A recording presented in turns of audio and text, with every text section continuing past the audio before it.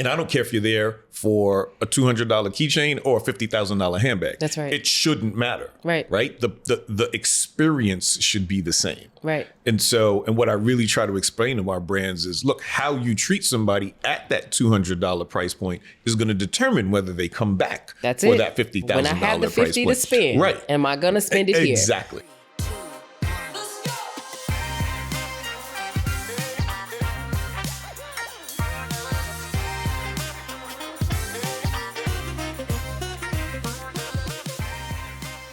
Hey y'all, welcome to another episode of Guilty Privilege. Today we have the privilege of talking to Corey Smith. He is the head of DEI at LVMH. And we're going to talk about what that means, in addition to what all of the brands are, what luxury looks like, how we are being responsible with our inclusion and equity, even though we are still talking luxury today.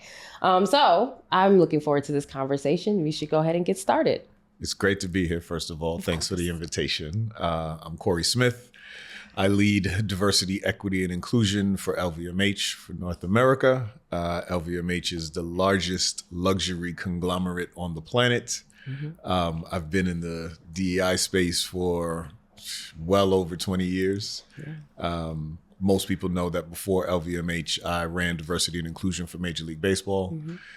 Before that, I was at NBC Universal, so in the entertainment world, and it goes back even further. Consumer products, education, manufacturing, technology, pick an industry, I've done it. Yes. So, I love the diversity of your experience in diversity. That's fantastic. Absolutely. So for the people, can you tell us what LVMH stands for? For sure. LVMH is Louis Vuitton Moët Hennessy. Yeah, yes, and I like that you told us how to say it correctly. So one more time. Louis Vuitton Moët Hennessy. Pronounce the T in Moet, please. Yes, please. That's right. Yeah, no. So again, we're the largest luxury conglomerate. We own 75 brands across 6 main business verticals. So wines and spirits, fashion and leather goods, watches and jewelry, beauty and skincare, selective retailing, and travel and hospitality. Yeah. So, everybody's heard of all of our brands. They just don't know that they're all owned by one company. Right. And some of those companies are in competition with each other, which is also a little mind-blowing. For sure. I mean, from the Louis Vuittons to the Diors to the Fendis, all the way over to our champagnes. You have Moet and Dom Perignon and Veuve Clicquot and Krug. They are all operating kind of in the same space. We like to consider ourselves one big happy family, but there's some sibling rivalry going on. Yeah. Okay. So it sounds like a real family. For sure. Sibling rivalries include dysfunction and disruptiveness, but again, it's all under one umbrella, and it's important for people to understand that. Yeah, I love that. So leading, I imagine, for the biggest luxury conglomerate, leading the DEI space for that probably feels really empowering sometimes, and then other times maybe like a really big undertaking. Yeah. Can you talk to me about how you kind of maneuver that? I mean, again, the portfolio is diverse in and of itself. Mm-hmm. We have a saying that we are diverse by nature. Simply the way we are set up, right? Mm-hmm. We have so many different types of companies operating across so many different business verticals that diversity is just kind of literally our business model. Yeah.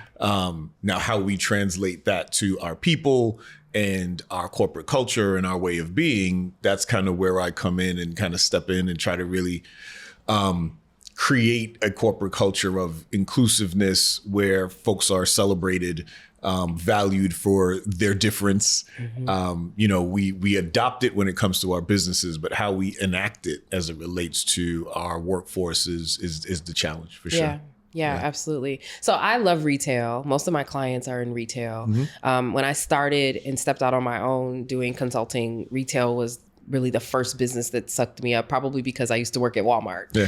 Biggest retailer in the history of the world, right? Absolutely. So because of that, like I have a love for it. I understand the environment, but it's also a really tough environment when you are talking about being inclusive, being equitable, creating spaces that feel accessible to people. Yeah. Can you talk to me a little bit about how you navigate that piece of it? Because I think retail is a little bit unique, and bringing it to life, particularly, you know, in the conglomerate that is LVMH, yeah. I am sure, you know, there's some elements of that play a part too. Yeah, I mean, our strategy around diversity, equity, and inclusion is built on 3 pillars. The first is our people. Mm-hmm. LVMH has a belief statement that people make the difference. And so how we recruit and then retain talent and how we do so in an equitable way that leads to inclusion is something that we're really, really hyper focused on. And, you know, whether we're talking about how we write our job descriptions so that they aren't, you know, opposing to gender or sexual orientation or any of those things, all the way up to the resume review process. Like we all know you can look at somebody's resume and think you know a lot about them, but it might not actually be telling you what you think you know, right? Mm-hmm. And then all the way up to the interview and selection process. And so we try to make sure that there's a level of inclusion in that process, trying to mitigate bias, try to make it as objective as possible. Then you get to the retention side, because once you hire people, then you got to figure out how to keep them, right? Keeping people is probably harder than hiring, I actually say, right? And so that's really about the corporate culture and how do we make sure people feel valued and seen and acknowledged and feel as if they're being heard and or if they're not being heard, that their only thing that they attribute that to is their gender or their ethnicity or those types of things, right? So people is something that we really focus on, and that's everything, again, from employee resource groups, literally, to platforms that and organizations that we've partnered with to help us write more inclusively around things like job descriptions.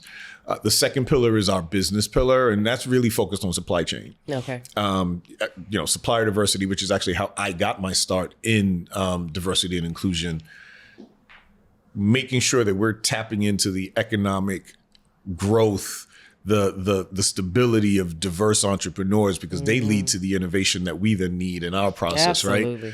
The other great thing about supplier diversity, specifically for LVMH, is we own our entire supply chain from soup to nuts. So the grapes that turn into the champagnes and the wines, we own the vineyards. Yes. The flowers that turn into the perfumes, we own the gardens. Nice. We own everything from soup to nuts. So if we bring you into any component of that supply chain, then we treat you as a valued partner. Yeah. That's the family. Yeah. That's the family. And so making sure that diverse businesses are a part of that network is something that's really important to us. And we've rolled out our supplier diversity program here in the US, but it's absolutely our intention to make sure that it goes global as well. Yeah. And then the last piece of the DEI pillars is brand. So people, business, brand. When we talk about brand, that's where retail starts to come into play, because how we view brand is anything that's external facing, anything that's customer facing. Yes. So that's our marketing and our ad campaigns, right? Who are we choosing to be our brand ambassadors, and are we choosing them on a diverse enough scale? Our social media. I tell all of our brands, if I can go to your Instagram page and I can scroll 10 posts and I don't see any diversity, then you got a problem. Right?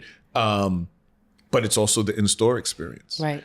That retail component, how do we make someone feel when they walk into one of our stores? Yeah. Right? Are we inviting them in? Are we saying welcome? Or are you being racially profiled? Mm-hmm. Are you being followed around by security? Are you treating you as if you don't belong here? Yeah. That's such a critical component of our brand, right? When somebody then sees one of our logos, hears one of our company names, it's going to dial back to, well, how did they make me feel when I walked into that store? And I don't care if you're there for a $200 keychain or a $50,000 handbag. That's right. It shouldn't matter. Right. Right. The experience should be the same. Right. And what I really try to explain to our brands is, look, how you treat somebody at that $200 price point is going to determine whether they come back for that $50,000 price point. When I have the 50 to spend, right? Am I going to spend it here? Exactly. That's correct. And so, you know, all of those things are really how we look at it. Some of our brands have done some really great things. Sephora actually wrote a white paper. It's public. It's open for the world to see on how to mitigate racial bias in retail. Yes. And then from that white paper, they then created a charter that a lot of retail organizations have signed on how we want to mitigate bias specifically in the retail stores, because we know what that looks like. Some people of color, for example, you walk into certain stores and their products are locked up behind glass cases. That's right. Right? Yeah. Where everybody else's are not. Exactly. Depending on what you're there for, you have to go ask for help to retrieve it. And so there's tons of inequity in retail that we are actually kind of at the forefront, Sephora specifically, at the forefront of trying to make sure that we're mitigating as much as possible. I love that. Yeah. So I always tell people that inclusion isn't everybody all at the same time. And so I love that you use the example of a $200 keychain or a $50,000 item, or if you're in Sephora and it's a $5 item or it's a $40 item. For sure. Because everyone's not shopping for the same things. And so what's really great about retail, even though I agree, sometimes it gets a little hard to make it feel equitable just because you're selling things, right? When you're selling things, that automatically puts you a little bit at an advantage because you're trying to make money, right? So it doesn't necessarily feel equitable from that standpoint. But I do think, given the thought of, the diversity of your products, how we're marketing them, how you feel about it. And like you said, the people, that's a huge part of what inclusion really is talking about. It doesn't have to mean everybody all at once is going to get the same thing. And so I love how you explain that. Yeah. I want to talk a little bit about the word luxury, though. Let's go. I do think that the word luxury kind of connotes a bit of privilege just in and of itself. How do you consider... How might you consider luxury? Well, let me frame it this way. Would you consider luxury a privilege, a necessity, or a bit of both? That's a great question. I think it's a bit of both. And here's what I mean by that. Look, I think the word I like to use, because what people usually do is they attach the word luxury with the word exclusivity. I am really trying to shift the narrative that luxury is actually aspirational. And what I mean by that is we all aspire to be more, have more, want more in our lives. I don't care who you are. That's true. Billionaires want more billions. Yeah, right? That's and true. So we all aspire. And that's just part of evolution and growth. Who you are at 30 is not the same person you are at 16. And who you are at 40 is not going to be the same person you are at 30. You evolve, you change, you grow. And hopefully on that journey, you have higher and higher aspirations that you set for yourself. And so whether you came to luxury because of privilege, which, is generational wealth or legacy or whatever your thing is that got you here, or whether you came to it through your own personal evolution, your own growth, your own economic and financial situation changing, both of those are aspirational. Now, with that said, we recognize that there's some gaps between how you get there, whether you got there clawing and scratching and had to build it and get it yourself. Right. Or it was passed on to you by, maybe somebody in your lineage that had to claw and scratch and grow and build it themselves, right? I think the thing for me is, regardless of how you got here, again, when you walk into one of our doors, as long as we're saying, hey, welcome, we're glad you're here. How you got here doesn't matter. Yeah. Right? You are now in this world of luxury and we should treat you as such. Yes. Even if I'm browsing. Even if you're browsing. Yeah. Even if you're browsing. Because again, something piqued your interest that got you in this door. That's right. And I need to treat you like you're the most important person in the world when you walk in this door. Because again, what we know is as you aspire to more and as you gain more and your financial situation improves, your loyalty to who made you feel good. That's it.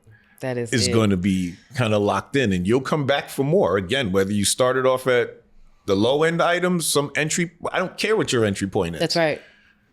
stay with us. That's right. But that's all going to be dependent on how we made you feel. Exactly.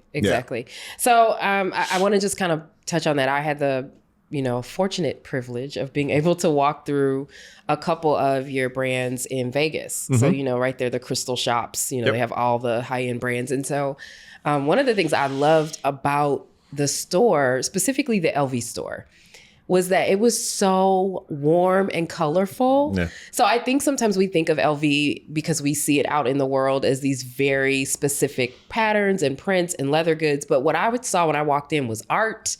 I saw a lot of creativity in terms of how the displays were laid out. So to your point about trying to create that warmth, I wasn't shopping at that moment. I was browsing, but I definitely made a short list after going through because of how I felt. So yes, there's something to that for sure. Absolutely. So here's another thing I think is important to talk about, especially as we think about people of color and doing the work that we do, where we are interested in trying to make sure that we're creating an equitable experience, regardless of where folks are in terms of their identity.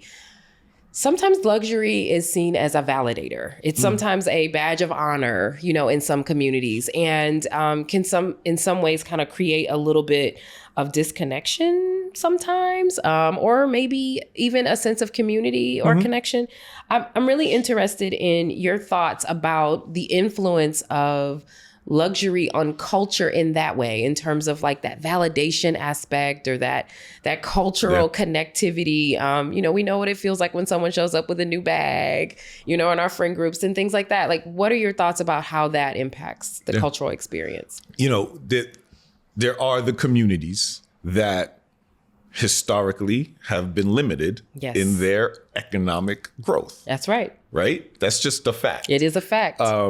Systemically limited. Yep. Like, we know all the things. That's right. I don't. If I need to spell them out, I'm more than willing to spell them out if I have to. But then we'll be here we'll be here forever. We have the limits. Right? Yes. So again, when you get to this point in your life where, if you have the good fortune and your financial and economic situation changes, hell yeah, go celebrate that. Yes. Right? Absolutely. There's nothing wrong with celebration. I agree with you. You evolve, you grow, the come up. That's right. When you get the come up, you should go celebrate. Yes. Totally fine with that. Come celebrate with the LVMH brands. Yes, please. Yeah, right? Like, I'm here for all of that. To your point, though, I think when the reason you're doing it is less about celebration and the fact that you've been able to shift and change your financial situation in the face of all these systemic limitations, when you're doing it solely to seek other people's approval. Yes. Right? Looking for validation. Right. That's a different story. And look, I think with the financial limitations have also come an emotional stress on these same communities, right? Because you don't feel valued. You don't feel seen. Right. You feel invisible. Right. And so, again, when your financial situation changes and you can go buy these things, then it's like, then you want to go get the one with the biggest logo on it, the biggest brand on it. Because what you're actually saying is, not only has my financial situation changed, but look at me. That's right. Let me show you that it's changed. Because you haven't felt seen. Right? So it's the combination of the lack of economic empowerment and this idea that we've been invisible, that when the come up happens, it's like, bow, give me everything. Yeah. With all the bling, all the logos, all the this, all of that, so I can go show the world my status has changed. That's right. There's a danger in that. There is. Right? I think needing external validation and not having your own self-esteem and your own confidence in yourself, then you're always seeking it and you're always chasing it. Yeah. Right. And so which is opposed to, and so that's how you get to that logomania stuff. And in the industry, we spend a lot of time talking about logomania because it's really defined by a particular community. That's right. And if you don't understand everything that we're talking about, the limitations on your economic growth, right, the emotional stresses of feeling invisible, yes, then you don't understand why people are walking in the store and say, give me the one with the biggest logo possible. That's right. Exactly. Right? You don't understand it if you didn't come from that. That's right. Which is the polar opposite of the other side kind of the privilege. That's right. Right? Which I've always had it. Yes. This is normal to me.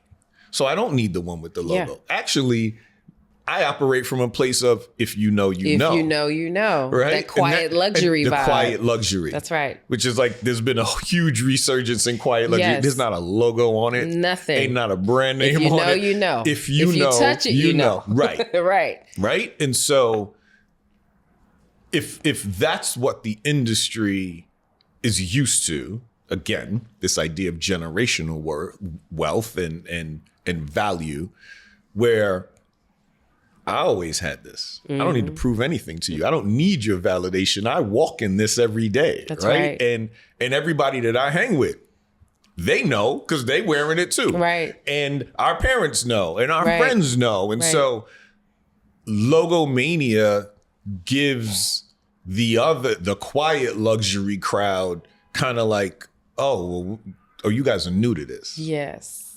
Right? Yes. Again, for me, I'm indifferent because for me, what I care about for LVMH is whichever one of those you are. Again, when you walk into our store, I need to treat you like you're a VIP. That's right. I don't care if you're here to buy all the logos. I don't care if you're here to buy all the quiet luxury. Either way, welcome. We see you. We value you. Come on in. That's right. So what I love about this conversation is two things. It doesn't take away from the fact that we are selling a thing. And we are going to sell it equitably. We are going to make sure we are making it available to you. If you want this version or that version, tall or short, logos or not, we are making it available to you, which is what we really are looking for and encouraging when we are talking about being diverse, inclusive, and equitable. I want to make sure that when I want one, I can go get the one I want, right? I think sometimes what happens is that this conversation, which is why I wanted to have you on the podcast, is that people think that like luxury shouldn't exist because if everyone can't have it, then, it shouldn't be for everyone. And that's why I always remind people like inclusion doesn't mean everybody all the time. It means that in this space, when you come here, you're going to have an experience the same as someone else will have. Now, you may not have the same dollars to spend or have the same background or live in the same place, but when you experience us, we're going to create an experience that's going to feel universally equitable. And that's the goal, whether you're logomania or not. Yeah, no, I mean, perfectly said. Like everything isn't for everyone, right? Yes. And I always use the analogy of like movies. No one's asking Martin Scorsese to make a rom-com. Exactly. Right? Like, yes. we know what he does. Please don't, actually. Right? Yeah. He has his lane. He knows what types of movies he can make. Same like pick a producer, pick a director. They have their lane. Right. Right. And so the same applies to us. We make high-end luxury items. That's right. Full stop. Correct. If you want some, we got it. Come on in. Correct. Right? Correct. And if this is not your thing, then that's okay. Then that's okay but as well. You'll still enjoy browsing. We will make you feel good. That's it. I chair an organization called Brown Girls Do Ballet. She's another guest on another episode. And it's brown girls. And there are many times where people say, but what about brown boys? And we're like, brown boys need support as well. But our focus is brown girls. Right. And so it's the same thing there where you do get to have a choice. I think we have to be very careful, which is why I wanted to talk with you about this, about the idea that everybody should have everything at the same time. It's just not feasible. No. We do get to have difference. We do get to have luxury. We do get to have our preferences. We do get to have all of those things. And that doesn't mean that you are being exclusive or evil or shutting anyone out. It is still a part of the strategy to be that way. That's actually counterintuitive to diversity, right? Like diversity is you are unique because of your uniqueness. Yes. And the things that your experiences and your characteristics and who you are, your cultural background. If I treated everybody the same, we'd be bored. Right. We'd be bored. I say it all the time. There's a difference between equity and equality. That's right. And those two are, equality is the outcome of equity. Right. But you can't start with equality. You can't start with treating everybody the same. You're not going to get the same results. Exactly right. Okay. So I want to ask you about DEI, like budgets, because we know budgets are a big conversation right now. Everybody is kind of going through this, shift with our economics changing and all of that. So DEI costs dollars, but it isn't just about the dollars. And so I would love to just kind of get some perspective from you about some other ways to keep diversity, equity, and inclusion at the top of mind, or what maybe you do in your role to kind of make sure that it's still in focus, even when the budget dollars are shifting. Yeah, no, great. Well, let me talk about budget first before I move to the other things you do in lieu of budget. Yeah. You're right. DEI as a department, as a function in an organization, that budget is never enough. It should never. It's never enough. It's never enough. But what I will say is, I use other people's money, right? I use procurement's money to help with supplier diversity, right? I use marketing's dollars to help with anything experiential or event driven, right? It's really how you tap into the rest of the organization to actually invite them into the DEI experience. We can't do this alone as a DEI practitioner, the same way I can't solely use my budget That's alone, right. right? And so how you engage other areas of the business and how you engage other departments to really drive the mission of DEI is critical. With that, though, you then have to make sure you're tracking to their ROI, not just your own, right? Exactly. Because now they're engaged, now they're invested, literally financially invested. You also then have to make sure you're giving them the impact that they need to see. I think impact in any organization shows up in a variety of ways, right? It is about how do you make the workforce more diverse. So, for example, at LVMH, one of the first things I did was put in a goal for the organization to increase the number of people of color in executive positions. Yes. And we set a target, we set a timeline in which we want to see that shift. The reason I wanted to do it at the executive level is diversity begets diversity. That's right. Right? So if you put more women at the top, they're going to hire more women. That's you put right. more people of color at the top, they're going to hire more people of color.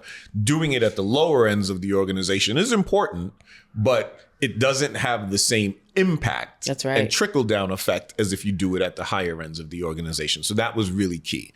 But again, it's really about explaining to people this work doesn't only fall on my shoulders because I have the title. Correct. Right? I talk to our chief marketing officers. I talk to our heads of HR. I'm talking to legal and finance about all these things that impact their area to see how we can improve it. So how do you impact workforce? How do you shift corporate culture? Again, what is the marketing strategy and the optics on what marketing looks like and how we're going out with our storytelling and what we tell the world? Because the other disconnect for me is marketing is operating over here, doing a bunch of storytelling. What I really try to explain to them is the images and storytelling that you put out into the world actually impacts who would potentially apply for a job. If you don't see yourself reflected in our brands, why would you even think you could work there? Yeah. So marketing and HR are actually very connected. People think that they're not because they're very different functions in the organization. But I'm like, marketing is doing all the storytelling. That's right. Again, if I can go to Instagram. That's how I'm gonna check you out. Right. Yeah. Right. That's how I'm going to do all my research. That's right. And so I know marketing is in theory about the product, but it also affects our workforce as well. So those conversations, have to be intentional around what is our storytelling, what is our brand, what are we trying to communicate to the world? And by doing that, it also highlights what we actually care about. That's right. Yeah. That's right. I also really love that you highlighted that you're focused on bringing in folks in executive roles, because you're right. Women are going to hire women. People of color are going to hire people of color. Yeah. And this goes even for other communities. Disabled folks are going to hire disabled folks, because whether we like it or not, that similarity bias, it's a thing. I, as a person who rides a Peloton, am going to know more people who ride Peloton. It's about the network. Exactly. Yeah. And so you're getting access to that network. And one of the things I always encourage people around that is, yes, educate people that the biases exist. But one of the key things about bias is that you can't turn it off. No. Like, it's happening. No. And so it's you not have something you can get rid of. Yeah, you'll never get rid of it. And so what you want to do is kind of engineer an environment that helps you to create the kind of equity and helps you to create the diversity that you're looking for, instead of trying to get people to change just their minds. Yeah, no, when I we do a ton of unconscious bias training in the organization, and exactly what you said. Bias is not something you can get rid of. What you can do is mitigate the negative impact your bias can have. But bias can have a ton of positive impact as well. Absolutely. Right? And so it's just understanding that. And we benefit from the positive impact when we see brand placement. Right? Okay, so I have another question. Years ago in my career, one of my leaders told me that the best way for me to advance was for me to think about what my leader kind of had on her mind, what kept her up at night. Mm-hmm. And I am curious from your perspective, if there were one thing that you could share as a leader in the DEI space, is there something that you wish everyone knew about DEI that you think would make your job a little bit easier? I've already said it, that it's everybody's job. Yes. It's not just mine. Yes. Right? It's something that everybody can work on every single day, and be very intentional about how you're going to change a corporate culture and make it more inclusive and still make money. People try to treat those two things as if they're not connected, right? But they are 100% connected. And so, again, I don't care what your function is. I have people all the time, they're like, oh, I would love to get into D&I. I want to make a career transition. I'm like, nope, the best thing you can do is stay where you are and do the work from there. That's right. Right? I need you in marketing. I need you in legal. I need you wherever you are. I need you there. If you're that passionate about it, then affect change from where you are. That's right. And so, most people, they go about their day, they've got their work on their desk and they're plugging away. And every now and then, they've got D&I sitting in a box somewhere off to the side, and they'll pull something out of the box and sprinkle it on their work, right? And I'm like, no, take the whole damn box, turn it upside down on your desk and mix it in with what you're doing every single day. It's unfortunate that, most organizations, D&I is only a priority in times of crisis or in times of some sort of external pressure. That's right. If you make it, if it's intentional and you're making it a part of your everyday, then the outside forces shouldn't matter. Yeah. Just you're actually proactive. You can mitigate a lot of those outside forces instead of being reactive to them. Yeah, I agree. Totally agree. Yeah. Totally agree. As a person who works in DEI, the thing I wish is that more people would not feel like it's a thing they have to go into, that you can do it where you are. So exactly, totally agree. So the show is called Guilty Privilege. Okay. And so the reason it's called that is because I think people have a tendency to feel guilty about their privilege, or they have no awareness that they have privilege at all. And so I am, and we've kind of touched on this in our conversation, aware that when you have privilege, the goal is to extend it. Yeah. How do I make sure that others have access to that? So with that, I'd love to end our conversation with an answer to one question, which is, what is one privilege that you have that you refuse to feel guilty about? Wow. You didn't give me this one to prepare for. I totally did. I think it was stuck in the top somewhere. I don't know. I've been afforded a lot of great things in my life, right? Mm-hmm. And to your point, you do sometimes have some survivor's remorse. Like I came up and, some of my guys weren't able to come with me. Yeah. And yeah, you feel some kind of way about that. But I also know that I'm representing them in the best way possible. Yeah. So I don't ever apologize for, having had a great education. I don't ever apologize just for being Black excellence every day, all day. Right. I walk in that, Absolutely. Head held high. And I'm actually, to your point, trying to pass it on. I've got 3 beautiful girls, and I'm raising them to be independent and fierce and unapologetic, and